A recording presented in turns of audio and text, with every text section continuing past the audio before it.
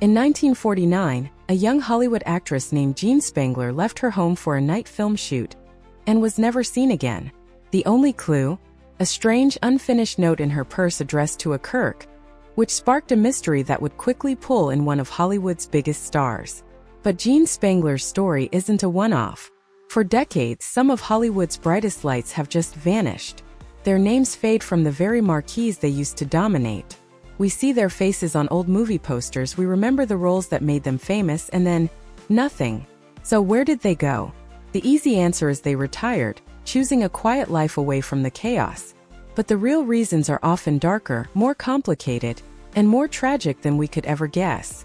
From secret political blacklists that killed careers overnight, to personal breaking points that forced stars to quit for good, and even chilling, unsolved mysteries that leave only questions behind. Hollywood is a town built on stories, but some of its most compelling tales are the ones it tries to bury. Today, we're investigating why stars disappear from Hollywood. In the years after World War II, a different kind of war was brewing in America. It was a Cold War, a war of ideas, and it reached right into the glittering heart of Hollywood. A paranoid fear of communism was spreading, and soon, the U.S. government became convinced that filmmakers were hiding subversive messages in American movies. This crusade was led by a congressional group called the House Un-American Activities Committee, or WAC, which held a series of terrifying public hearings to root out suspected communists in the creative community. In October 1947, the committee called on a group of writers and directors to testify about their political beliefs.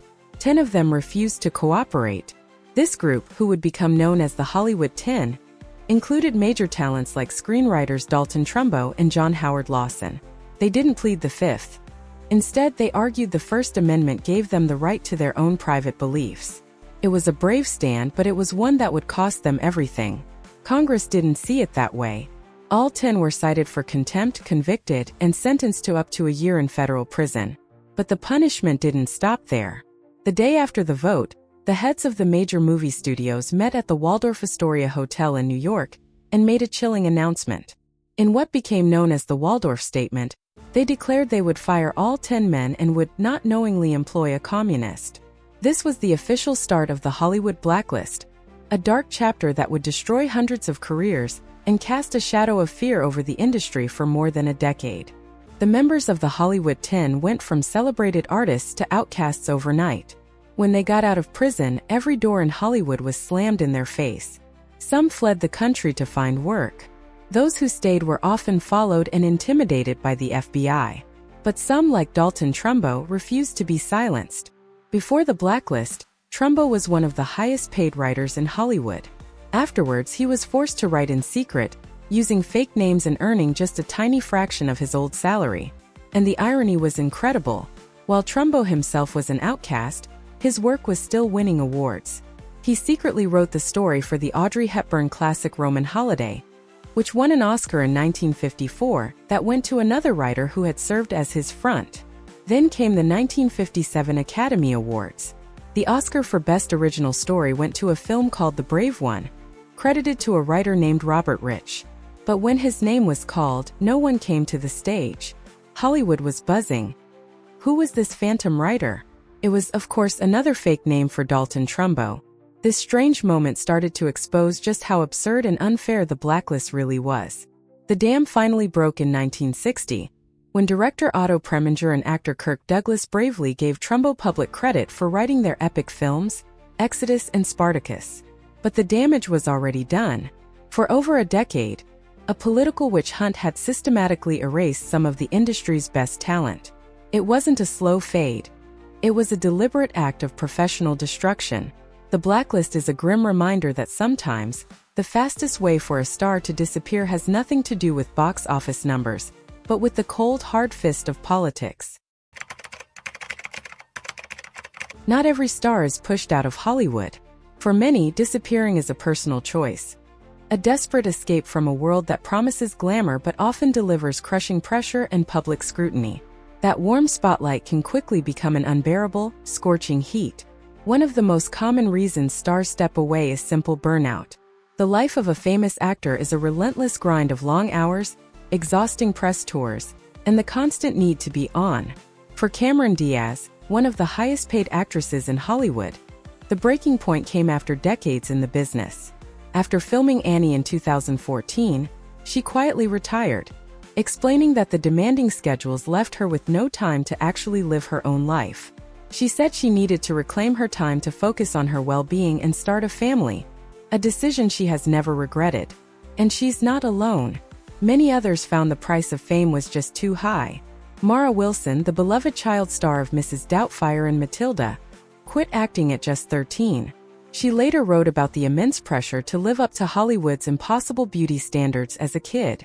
Freddie Prinze Jr., a 90s heartthrob, walked away at the peak of his career to be a full-time dad. He put it simply, "I wanted to cook breakfast and dinner for my kids every day." For these stars, the dream job had become a nightmare. For others, leaving isn't just about burnout, it's about survival. The intense public scrutiny that comes with fame can be devastating to a person's mental health. This is especially true now in the age of social media, where every move is judged and every mistake is magnified. Jeanette McCurdy from the Nickelodeon show iCarly quit acting after what she described as a traumatic career, which she felt she was only doing to support her family. Her story shines a light on the dark side of the industry, where the professional demands can cause severe psychological distress. Sometimes, a single traumatic event is the final straw. Brendan Fraser, a huge star in the 90s and 2000s, largely disappeared from major films for years.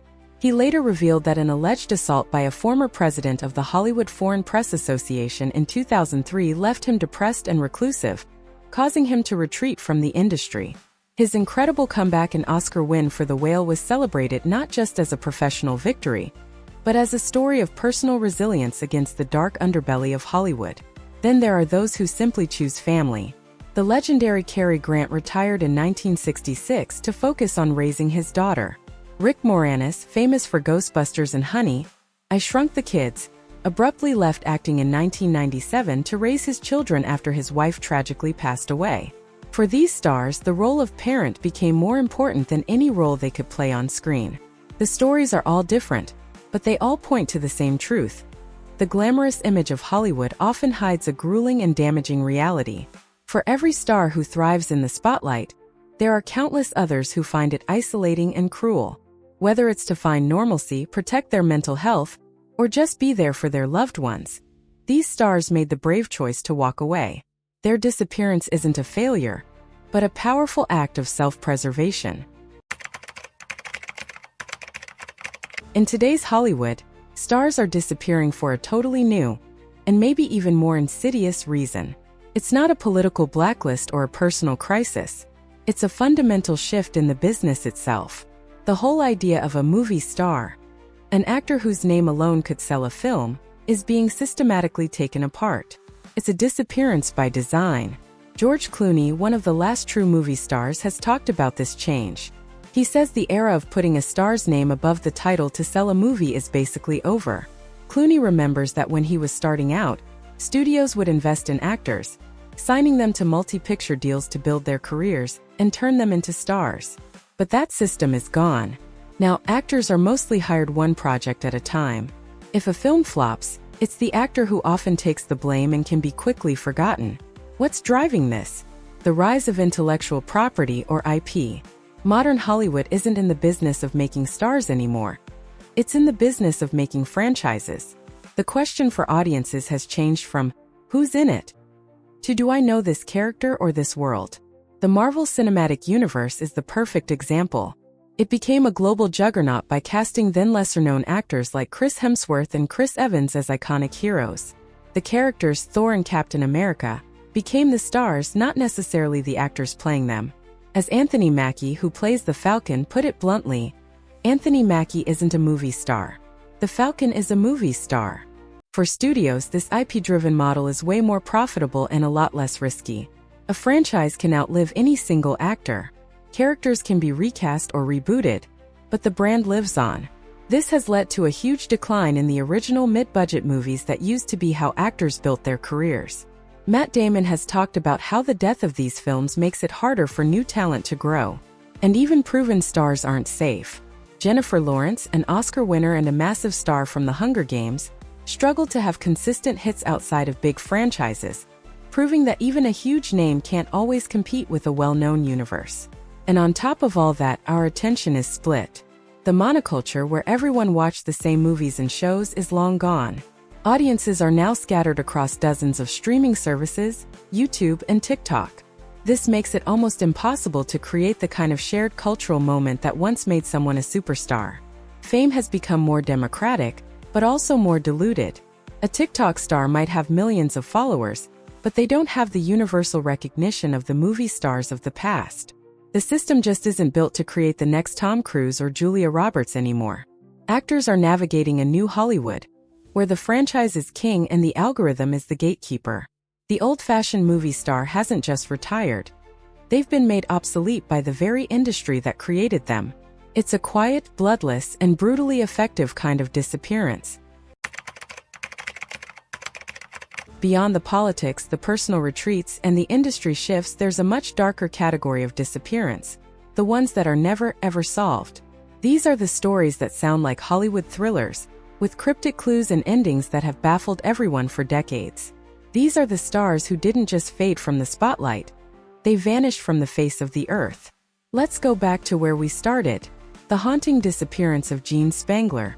On the evening of October 7, 1949, the 26-year-old actress left home, telling her sister-in-law she was going to meet her ex-husband, then head to a night shoot. She was never seen again. 2 days later, her purse was found near an entrance to LA's huge Griffith Park. The strap was broken like it had been ripped from her arm. Inside was the clue that made this case infamous. An unfinished note. It read, "Kirk, can't wait any longer going to see Dr. Scott. It will work best this way while Mother is away." The note ended with a comma, as if she was interrupted. The police and press immediately focused on Kirk. Spangler had recently worked on the film Young Man with a Horn, which starred one of the biggest names in Hollywood, Kirk Douglas. Douglas, who was out of town, quickly called the police to clear his name, saying he'd chatted with her on set but barely knew her.